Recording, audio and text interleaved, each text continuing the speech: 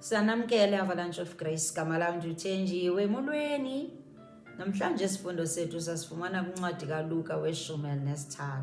Siqale kwivesi yesi-6 siyophela kweye-9. Sive uba uYesu uthini na kulo mzekeliso.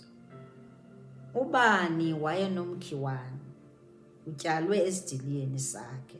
Weza efuna isiqhamo kuwo, akafumana nto. Wathi ke kumsebenzi isidiliya, uyabona ndiminyaka 3 ndiza ndifuna isiqhamo kulo mkhiwane, ndingafumani nto. Ugawule yena ude uphuthise nomhlaba. Aphendule ke yena athi kuye, Nkosi, uyeke nakulo nyaka ndide khe ndimbe, ndiwurhaqe ndigalele umgquba. Ukuba ke uthe wavelisa isiqhamo, wowuyeka ke. Ukuba akubanga njalo, wobuya ugawule. Kusuka kwivesi yesi-6.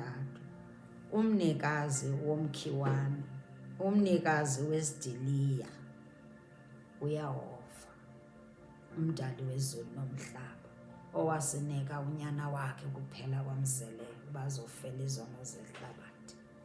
Every good and perfect gift is from above. Yakhe igadi. Igadna, umsebenzi wesidiliya, nguYesu Kristu.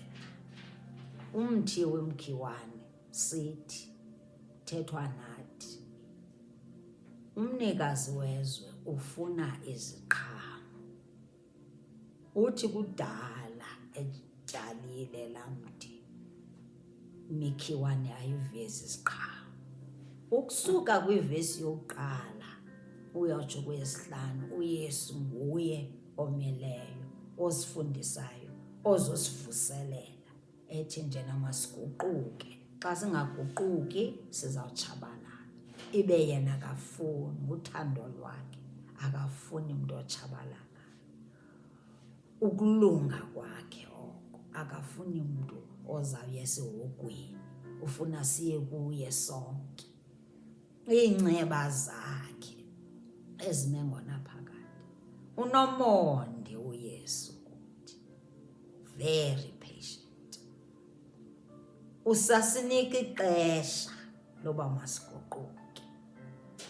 Usasinika ixesha loba masithwale iziqhamo. Luthando lwakhe lodwa olo. Uyasithanda uYesu. Uthi umzali, xa lo mthi ndiza kuwo ndingafumani isiqhamo iminyaka ide ibe 3, uthi ugawule. Uthi ugawule, chop it down. uYesu ke is the mediator. Yiloo nto uYesu endiqhayisa ngayo. Yiloo nto nawe ufuna ukuqhayise ngoYesu. Ngoba uYesu yimediator, ngumdibanisi wemihlambi eyalanayo. Nguye odibanisa thina and the Father. Ufuna sivane naye, ufuna iyunithi, sibe mnye, simamele nantoni na ayifunayo umzali siyenze. Yiyo loo nto athi njena khawume, khawunika unyaka ube mnye, khe ndigalele umgquba, khe ndifertilize. Ndinika unyaka ube mnye, khe ndime, ndisuse ukhula, ndigalele amanzi, uzokhula abantu bakhe bakhule. Ndinika unyaka ube mnye to intercede, ngoba uYesu yi-intercessor. Uyasithandazela uYesu apha khona. Umile, umele thina ezulwini, kwiinkantolo zezulu. Uthi khawume kancinci, ndisashumayela, ndisabafundisa ilizwi. Uthi makancinci, mzali wam. Uthi ukuba ke ngoku lo nyaka uyaphela, uyawugawula ke, kodwa akakundinika umzuzu, khe ndibafundise ngokwam. Uyasifundisa ke uYesu. Fundiseka, masifundiseke. Isiqhamo sokuqala sesiyasoguquka, funa siguquke, sibone ukuba singaboni, sivume ukuba singaboni, siguquke kwindlela zethu.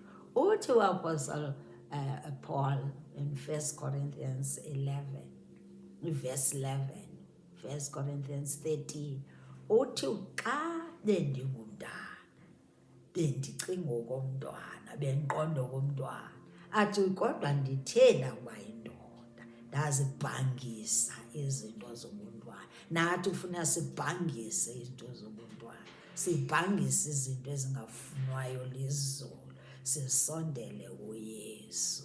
Uzawusinceda, nguye umncedi wethu. Isiqhamo sesibini asifunayo sisiqhamo sovangela, sohambisa ivangeli, of saving the lost. Siqhamo eso esifunwayo lizulu. Yiyo loo nto kufuneka ngalo lonke ixesha sihambe ngothando, ngoba uyasithanda uYesu, unentliziyo yokusibekezelelela, usilindile ukuba maside sihambise ivangeli, sixelela abanye abantu ngaye uba nguye inkosi kulo lonke ilizwe, nguye umsindisi wabo. Yona nto ayifunayo Yesu kuthi. Isiqhamo esilandelayo sisiqhamo somoya, the fruit of the Spirit. Isiqhamo somoya, uthando, the love, the joy, the peace. Ufuna sithande bonke abantu, wawuthanda abantu abakuthandayo. NgokoGalatians 5 verse 22. Fruit of the Spirit. Asifunekanga sithande abantu abasithandayo kuphela, funeka sithande nabo abangasifuniyo, sibe noxolo ngalo lonke ixesha. Fruit of the Spirit. Ngalo lonke ixesha senze izinto ezifanele zenziwe ngubani? Zenziwe ngabantu abathi ngabakaYesu, abamamkelayo. Simamkele uYesu, simthande, sihambe ngothando, singahambi ngenzondo. Sihambe sixelela abantu ukuthi uYesu luthando, yiza kuye nemithwalo yakho yonke uza kunika ukuphumla. Isiqhamo esinye esilandelayo sisiqhamo sokuthetha ukholo, sihambe ngokholo. We walk by faith, not by sight. Sitsho thathe nje isigqibo esithi, as for me and my family we will serve the Lord. Utsho uthi nje, I'm the apple of God's eye.